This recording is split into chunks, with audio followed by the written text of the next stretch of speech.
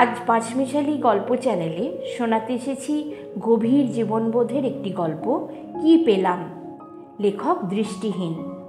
বিভিন্ন চরিত্রে ও গল্প পাঠে কণ্ঠ দিয়েছেন ডক্টর অর্চ সেনগুপ্ত। তাহলে চলুন আমরা সকলে মিলে উপভোগ করি গল্প কি পেলাম। প্রায় 20 বছর পর কলকাতায় ফিরে এসেছি। এই দীর্ঘদিনে বহু পরিবর্তন হয়ে গেছে কলকাতার। 13 তলা বাড়ি উঠেছে, হাওড়ার পুরনো কাঠের পোল বদলি হয়ে গিয়ে সেখানে স্থান নিয়েছে নতুন ধরনের গাঁথা পাকা পোল। ট্রাম চলেছে তার ওপরে। হাওড়ার পোল খোলা হবে বলে এখন আর যাত্রীদের অপেক্ষা করতে হয় না। এই সমস্ত ঘুরে ঘুরে দেখতেই আমার সময় কেটে যাচ্ছিল। তারপর এলো আত্মীয় স্বজনদের সঙ্গে দেখা করার পালা। আজ এর বাড়ি নিমন্ত্রণ, কাল ওর বাড়ি। এক কথায় খাওয়ার ভাবনা কিছু ছিল না। এইভাবেই ছুটিটা কেটে আসছিল। সেদিন এক আত্মীয়ের বাড়ি দ্বিপ্রহরের আহার সেরে সার্কুলার রোডের ট্রাম ধরে ফিরছিলাম আমার হোটেলে। হঠাৎ নজরে পড়ে গেল সামনের সিটের কোণে বসে থাকা এক ভদ্রলোকের দিকে। রমেন না? পেছন থেকে ভদ্রলোককে দেখতে অবিকল তার মতন। অনেকদিন দেখা হয়নি, যদি ভুল হয়। ভুল তাই বা কি করে হবে? ঘাড়ের ওপর ছেলে বয়সে খেলতে খেলতে কেটে যাওয়া সেই সাদা দাগটা অবধি মিলে যাচ্ছে। কিন্তু ভদ্রলোক সেই যে ট্রামে উঠেই রাস্তার দিকে চেয়ে বসে আছেন, আর পেছন দিকে মুখই ফেরাচ্ছেন না, যাতে তার মুখখানা একবার দেখতে পাই। কৌতূহল আমার ক্রমশই বাড়তে লাগলো। ভাবলাম, বলুক লোকে আমাকে গাইয়া, ডেকেই দেখি। ডাকলাম, রমেন, রমেন। কালো গগলস পরা ভদ্রলোক মুখ ফেরালেন। মুখের চেহারা দেখে মনে হলো এ তো রমেন নয়। অপূর্ব ছিল রমেনের চোখ। কালো টানা টানা প্রতিভাদীপ্ত চোখ দুটো তার যে একবার দেখেছে সে আর তাকে ভুলতে পারেনি। ছেলে বয়সে ওর এই অপূর্ব চোখ দেখেই স্কুলে আমি বন্ধুত্ব করেছিলাম। আমাদের সেই বন্ধুত্বে ছেদ পড়েনি কোনোদিন। এমএসসি পাস করার পর আমি দেরাদুনে কাজ নিয়ে চলে যাই, আর রমেন কোনো একটা কলেজে সামান্য মাইনেতে অধ্যাপকের কাজ করত। আমাকে সে বলেছিল, এরই মধ্যে মা সরস্বতীর দরজা থেকে বিদায় নিলি, আমি কিন্তু ভাই এত সহজে লেখাপড়া ছাড়ব না। পরে কাগজে দেখেছিলাম পিআরএস ডিএসসি পর্যন্ত ডিগ্রি সে পেয়েছে। প্রায় বছর 8 আগে অফিস থেকে বাড়ি ফিরে দেখি রমেন আমার জন্যই আমার কোয়ার্টারে অপেক্ষা করছে। কুশল জিজ্ঞাসাবাদের পর শুনলাম যে রমেন অধ্যাপকের কাজ ছেড়ে দিয়েছে। ভারত সরকার সিমলা পাহাড়ে একটা বিজ্ঞানাগার স্থাপন করে অ্যাটমের ওপর পরীক্ষা চালাবার জন্য কলকাতা বিশ্ববিদ্যালয়ের কাছে একজন প্রতিভাবান বৈজ্ঞানিক চেয়ে পাঠান। আমাদের শিক্ষক প্রফেসর বোস রমেনকে ওই কাজের জন্য মনোনীত করেন। তাই রমেন চলেছে সিমলা পাহাড়ে। খবরটা শুনে খুশি হয়ে বলি, সত্যি তোর ওপর ভগবানের অশেষ করুণা। আমার কথাটা শুনে রমেনের মুখ গম্ভীর হয়ে যায়। সে বলে, এখনো তোর সেই কুসংস্কারগুলো গেল না? স্কুল কলেজে রমেশ ছিল নাস্তিক, সে কথা জানতাম, কিন্তু তাই বলে আজকেও মনটা কিছুতেই মেনে নিলে না। বললাম, এখনো কি তোর ছেলে মানুষই গেল না? চিরদিনই কি তুই সেই কথাই বলবি? সে বলে, সুনীল, আমরা বৈজ্ঞানিক, প্রমাণ ছাড়া কোনো জিনিসই মানতে আমরা প্রস্তুত নই। কেন? আমাদের দেশে শ্রী চৈতন্য, রামকৃষ্ণ সকলেই তো নিজের জীবনে ঈশ্বরের অস্তিত্ব প্রত্যক্ষ করেছেন। আমার কথাটা কেড়ে নিয়ে সে বলে, এই পাগলের প্রলাপ আমি শুনতে রাজি নই। অনেক রাত্রি অবধি সেদিন এই নিয়ে কথাবার্তা চলেছিল, কিন্তু তাকে বিশ্বাস করাতে পারিনি। পরের দিন সে আমার ওখান থেকে সিমলা চলে যায়। তারপর থেকেই বিশেষ কোনো খবর তার রাখতে পারিনি। ভদ্রলোককে দেখে আমি বলি, মাফ করবেন দাদা, কিছু মনে করবেন না, আমার ভুল হয়েছে। পেছন থেকে আপনাকে দেখতে অবিকল আমার এক বন্ধুর মতো। অপ্রস্তুত ভাবটা কাটাবার জন্য মুখ ফিরিয়ে রাস্তার দিকে চাইলাম। হঠাৎ মনে হলো ভদ্রলোক যেন আমাকে বলছেন, সুনীল, তুই তাহলে আমাকে ঠিকই চিনেছিস। চমকে উঠলাম কথাটা শুনে। আবার মুখ ফিরিয়ে চাইলাম ভদ্রলোকের দিকে, কিন্তু না, এ মুখ তো আমার চেনা নয়। কেমন যেন ভ্যাবাচ্যাকা খেয়ে গেলাম। আমার হতভম্ব ভাব থেকে ভদ্রলোক আমার কানের কাছে মুখ নিয়ে এসে বললেন, একটু ধৈর্য ধর, নির্জনে তোকে সব কথা বলবো। ভুল তোর হয়নি, আমি তোদের রমেন। রমেন? কি যেন একটা বলতে যাচ্ছিলাম, মুখে আঙুল দিয়ে সে আমায় কথা বলতে নিষেধ করলো, কিন্তু কৌতূহল আমার ক্রমে বেড়েই চলল। কিছুক্ষণ পরে ট্রাম স্টপেজে দাঁড়াতেই রমেন সিট ছেড়ে উঠে পড়ল। হাত নেড়ে আমাকে তার অনুসরণ করতে বলে ট্রাম থেকে নেমে পড়ে সে আগে আগে চলতে লাগলো। প্রায় মিনিট 10 চলবার পরে সে গিয়ে ঢুকলো একটা গলির ভেতর। গলিটা এতই সংকীর্ণ যে দুজনে পাশাপাশি চলা যায় না, তাই আমাকে অনুসরণ করতে বলে সে চলতে লাগলো আগে আগে। খানিকক্ষণ চলবার পরেই আমরা এসে পৌঁছে গেলাম একটা ছোট একতলা বাড়ির সামনে। পকেট থেকে চাবি বার করে রমেন দরজা খুলে ফেলল। বুঝলাম সেখানে সে একলাই থাকে। আমি বাড়ির মধ্যে ঢুকলে দরজাটা ভালো করে বন্ধ করে দিয়ে আমাকে বলল, পাশের ঘরটায় গিয়ে তুই বস, আমি আসছি।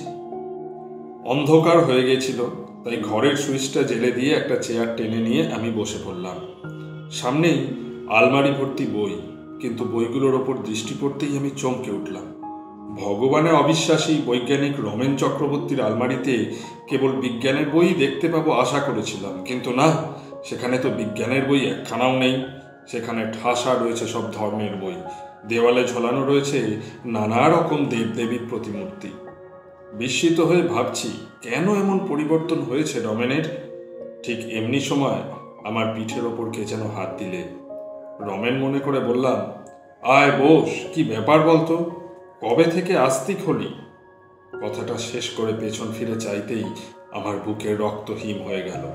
নিজের চোখে না দেখলে বিশ্বাসও করতাম না। ভয়ে আর বিস্ময়ে সেই মাঘ মাসের কনকনে ঠান্ডাতেও আমার সমস্ত শরীর ঘামতে লাগলো। মুখ দিয়ে শুধুমাত্র একটা শব্দ বেরোলো, কে কে তুমি?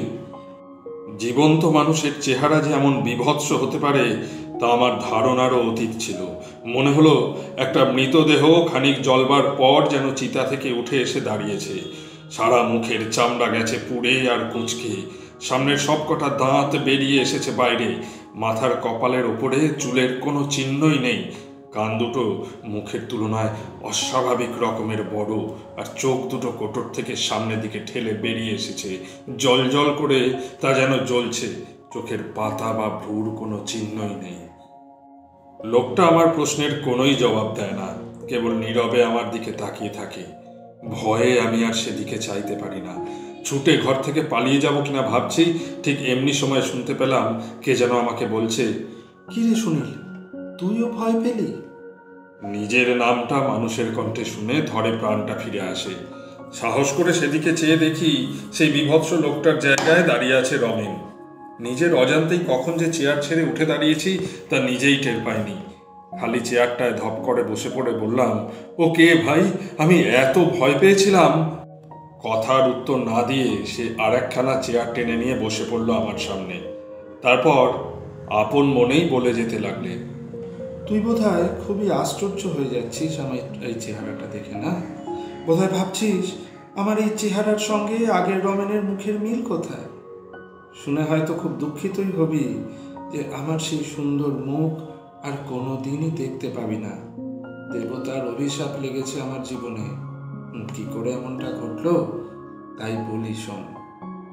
সিমলাতে আমি চাকরি নিয়ে যাই সে কথা তো তুই জানিস। আমারই মতন বিজ্ঞান ল্যাবরেটরিতে কাজ করবার জন্য বোম্বাই থেকে এসেছিলেন ডক্টর ভান্ডারকার, আর মাদ্রাজ থেকে এসেছিলেন ডক্টর এন.ডি. পিলে। বাইরের জগৎকে জানানো হয়েছিল যে আমরা আণবিক শক্তি নিয়ে গবেষণা করছি, কিন্তু আসলে আমাদের এই তিনজনের ওপর হাইড্রোজেন বোমা তৈরি করার ভার পড়েছিল। ওদের দুজনের চেয়েও আমার গবেষণা খুব তাড়াতাড়ি এগিয়ে যাচ্ছিল। রাত্রে কাজ করবার সুবিধার জন্য আমার কোয়ার্টারেও একটা ছোটোখাটো ল্যাবরেটরি তৈরি করে নিই। প্রায় রাত্রে নিজের এই ল্যাবরেটরিতে বসে আমি কাজ করতাম। বছর 2 আগে একটা টেস্ট টিউবে সামান্য হাইড্রোজেন গ্যাস ভরে নানা রকম রাসায়নিক দ্রব্য একের পর এক মিশিয়ে চলেছি, আর মন দিয়ে তার পরিবর্তন লক্ষ্য করছি। ডিসেম্বর মাসের শেষ, বাইরে ঝুপঝুপ করে বরফ পড়ছে। ঠিক এমনি সময় আমার ক্লক ঘড়িটা জানিয়ে দেয় রাত 2টো বেজে গেছে। হাতের টেস্ট টিউবটা নামিয়ে রেখে আমি শেখবার মতলবে পাশের ঘরে যাওয়ার জন্য চেয়ার ছেড়ে উঠি। ঘরের আলোটা নিভিয়ে দিয়ে যেমনি এগুতে যাব, ঠিক সেই মুহূর্তে আমার কানে ভেসে এলো কাঁচ পাটার একটা সামান্য আওয়াজ। মুখটা আমার হঠাৎ কেমন যেন জ্বালা জ্বালা করে উঠল, কিন্তু শরীরটা তখন এতই ক্লান্ত হয়ে পড়েছে যে ব্যাপারটা কি হলো তা আর দেখবার ইচ্ছে হলো না। তাড়াতাড়ি চামড়ার ওভারকোট আর রবার গ্লাভস খুলে শরীরটাকে বিছানায় এলিয়ে দিলাম। আজ মনে পড়ে সে রাত্রে অত ঠান্ডাতেও গায়ে কোনো রকম কিছু চাপা দেবার দরকারই হয়নি আমার। খুব শিগগিরই ঘুমিয়ে পড়েছিলাম। ঘুম যখন আমার ভাঙল, তখন মুখে একটা অসহ্য বেদনা অনুভব করতে লাগলাম। সামনের টেবিলের ওপরে রাখা ঘড়িটার দিকে চেয়ে দেখি বেলা 11টা বেজে গেছে। আমায় ঘুম থেকে তুলে দেয়নি বলে চাকরটার ওপর ভয়ানক রাগ হলো। খবরের কাগজ আর চায়ের জন্য ঘরের দরজা খুলে চেঁচামেচি শুরু করে দিলাম। আমার হাঁক ডাক শুনে চাকরটা চায়ের পট আর খবরের কাগজ নিয়ে এগিয়ে আসছিল, কিন্তু দূর থেকে আমাকে দেখেই সে যেন ভূত দেখার মতো চমকে উঠল। হাত থেকে তার চায়ের কাপ, ডিশ, পট সব কিছুই ঝনঝন করে মাটিতে লুটিয়ে পড়ল। তারপরই পড়ি মরি করে লোকটি সামনের দিকে ছুটে পালালো। ব্যাপার কি কিছুই বুঝতে পারলাম না। প্রথমটা ভেবেছিলাম বুঝি বকুনি খাবার ভয়ে লোকটা পালিয়েছে, এখনই আবার চা নিয়ে আসবে, কিন্তু 1 মিনিট 2 মিনিট করে 20 মিনিট পরেও তার দেখা নেই। ওদিকে সমস্ত মুখখানাতেই আমার দারুণ যন্ত্রণা শুরু হয়েছে। তাড়াতাড়ি জামাটা গায়ে দিয়ে ঘর থেকে বেরিয়ে এসে চাকরটাকে খোঁজাখুঁজি শুরু করলাম। দেখলাম সে বাড়ি ছেড়ে পালিয়েছে। চা খাবার আশা পরিত্যাগ করে তখন ডাক্তারের কাছেই যাবার জন্য বাড়ি থেকে বেরিয়ে পড়লাম, কিন্তু তাতেও ঘটল আর এক ফ্যাসাদ। হঠাৎ রাস্তার কুকুরগুলো আমাকে দেখে যেন ক্ষেপে উঠল। ঘেউ ঘেউ করে ডাকতে ডাকতে আমাকে তাড়া করে এলো। তাদের হাত থেকে প্রাণ বাঁচাতে আমি তখন ছুটতে শুরু করেছি।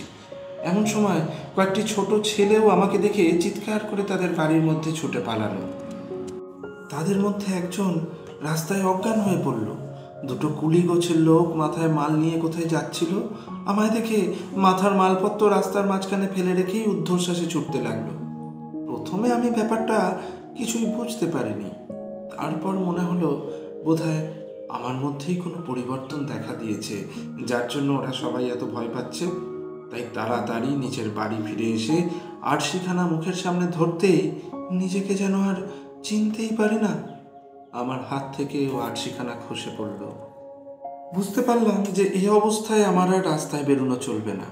ডক্টর ভান্ডারকার, ডক্টর পিল্লে আর ডাক্তারকে টেলিফোন করে দিলাম। সকলেই তাড়াতাড়ি আমাকে এখানে এসে পড়লেন। ডাক্তার আমাকে পরীক্ষা করে বললেন, কি ভয়ঙ্কর! ভগবানকে ধন্যবাদ যে আপনি প্রাণে বেঁচে গেছেন। ডক্টর ভান্ডারকার আর পিল্লে আমাকে সঙ্গে করে নিয়ে গেলেন আমার ল্যাবরেটরি ঘরে।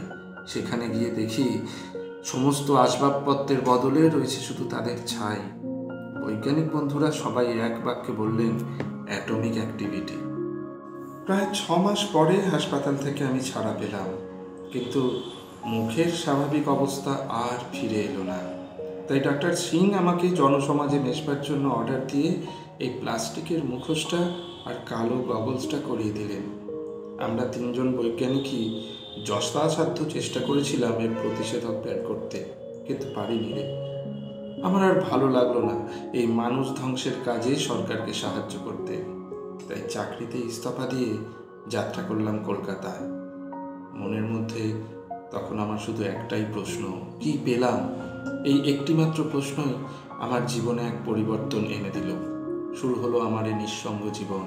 এই নির্জনতায় থাকতে থাকতে বুঝতে পেরেছি যে ভগবানই এই পৃথিবীতে একমাত্র সত্য, আমরা সবাই তার হাতের পুতুল মাত্র। রমেনের বাড়ি থেকে সে রাত্রে যখন বেরিয়ে এলাম, তখন কেবলই মনে হচ্ছিল এই পৃথিবীতে মানুষের শক্তি কত ছোট, কত ক্ষুদ্র, কতটুকুই বা সে করতে পারে, অথচ তার দম্ভেরও তো সীমা নেই। আজকের গল্প এখানেই শেষ হলো। আপনাদের কেমন লাগলো কমেন্ট বক্সে জানাতে ভুলবেন না কিন্তু। আর ভালো লাগলে লাইক, শেয়ার আর সাবস্ক্রাইব করে দেবেন। ভালো থাকবেন সবাই। আবার ফিরছি আগামী সপ্তাহে।